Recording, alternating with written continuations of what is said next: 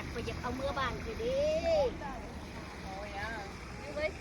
เมื่อบ้านคือเด้สีดิสีม่วงโอ้ยหอมหอมเบิ่งเบิ่ง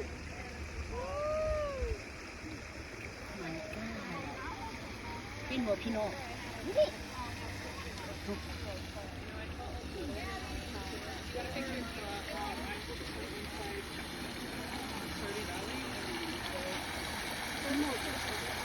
บ้านเจ้ามีบ่บ้านเจ้ามีบ่บ้านข่อยน้ำตกบ้านข่อยนี้บ้านเจ้าบ่มีบ่คือไปบ้านข่อยนี้ได้เรื่องสวรรค์เขตนี่คือไปนี่สวรรค์เขต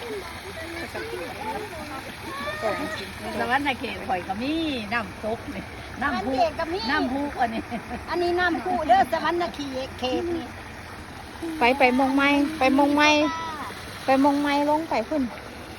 เดี๋ยวมึงเดินเลยเนาะอย่างนั้นนั่งได้รอจะไปเลยจ้า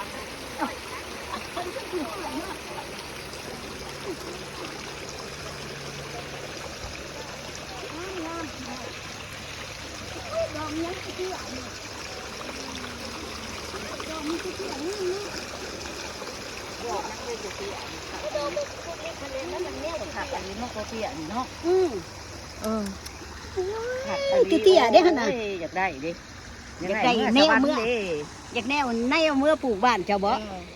สวรรค์เขตบ่สวรรค์เขตเด้ปากเซ่บ่เอาบ่ปากเซ่บ่ปลูกบ่ปากเซ่เก็บไปงาม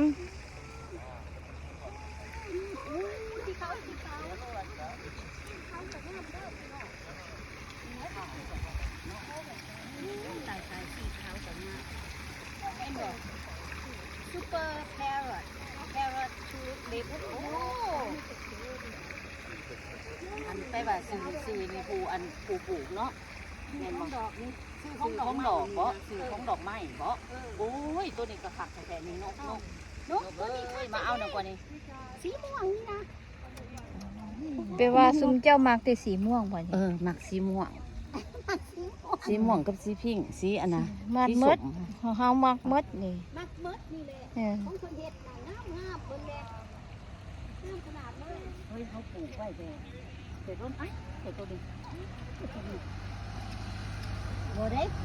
มันสิขึ้นมาเดี๋ยวสิตลอดได้มันบัดแล้วมันยุบลงไปแล้วปีหน้ามันขึ้นมาใหม่เห็นบ่ท่าว่าจะมาอีกเทื่อนึงแล้วเจ้าสิเห็นมันแปลนบ่มีหยังอยู่นี่แต่ว่ามันมีอยู่ลุมพุ่นดอกนกตัวนี้นะน้ำอันนี้ค่ะนี่นกนี่โดยสีเหลืองผักแต่สีส้มค่ะสีส้มผักอันนี้นี่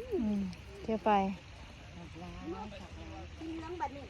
สีเหลืองตัวนี้ยังคือเป็นยอพวกเจ้าสีเหลืองตัวนี้เป็นยอนี่น้ำลายนกพอขั้นสีเบาตัวทั้งหนาหันยังบ่มีลายตัวทอตัวนี้เนาะตัวนั้นคือดอกกุหลาบแท้